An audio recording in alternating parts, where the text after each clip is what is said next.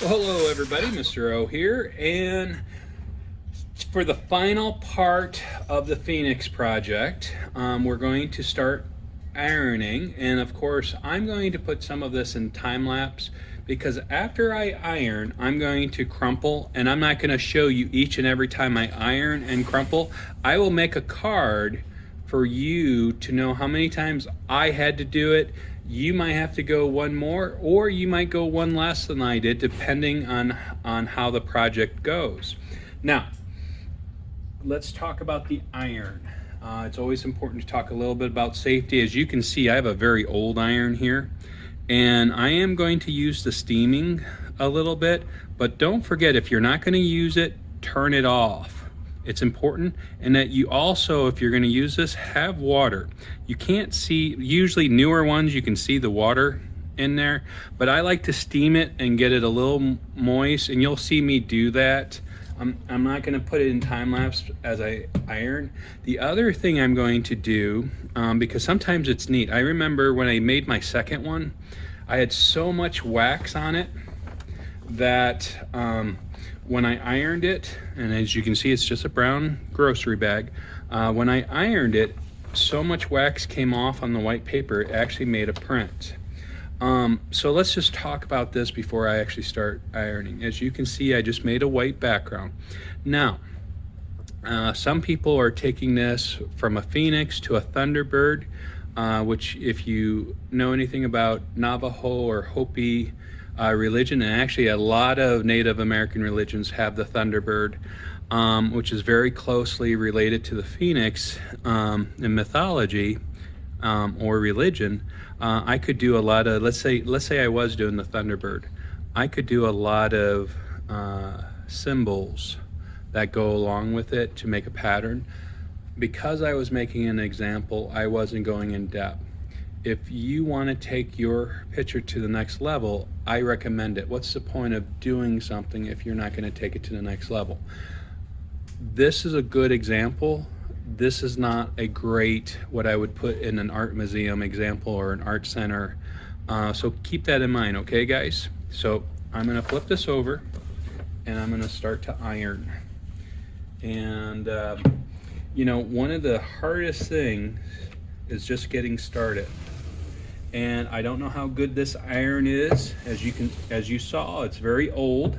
The paper's gonna move on me, so whatever image that you're gonna get, don't worry if your paper slides. The whole point isn't to get an image on the other side. I do want to melt the wax off. And let's get a little water. Maybe I won't. Maybe the water part doesn't work. I thought I was going to be able to steam, and it doesn't work. So that's a horrible thing, but that's okay. I'm looking at this, and I think the iron is so old it actually gets way too hot. So looking at the back, there's a lot of moisture just through the heat. So nope, not gonna get any water. So when I actually switch the iron, I am gonna switch the iron. I'm gonna try to get one that works. I just want a little steam. Just take a look at what's going on. I think the wax is melting through. This is good. Or maybe the water's coming out somewhere else. Doesn't look like it. I wish I knew how irons, and guys, I shouldn't have to tell you the metal part will burn you. If you are young, please make sure you have parent permission. And now, do you have to get a print for it? No, you do not. If you don't want to worry about the other image, you can just use anything, put something down on your table. I actually have 2 white pieces of paper, and the reason I'm going, because I do want to see what kind of print I get off of it. And usually, you know, ironing boards have a cloth and stuff like that. That's why I put 2 papers down, just because you know, if you did it on a wood table, you would ruin the finish. So definitely have a mat down. So let's just take a look at the white paper.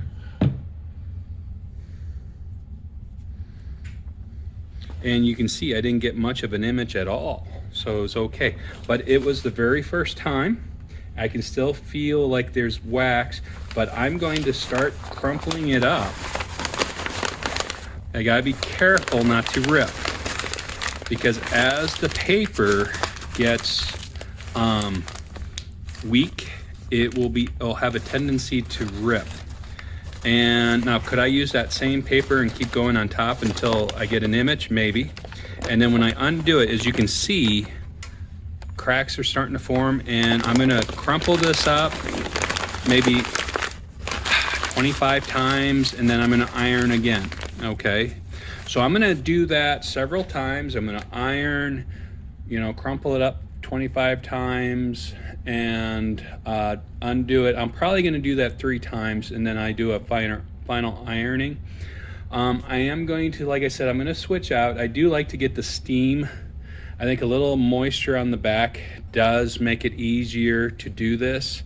And then, like I said, be very careful of ripping, and then unfolding. And so I'll show you the final product at the end. All right, we'll see you guys soon. Bye-bye. Okay, sorry about the shaking there. I just want to chime in. This is not the final.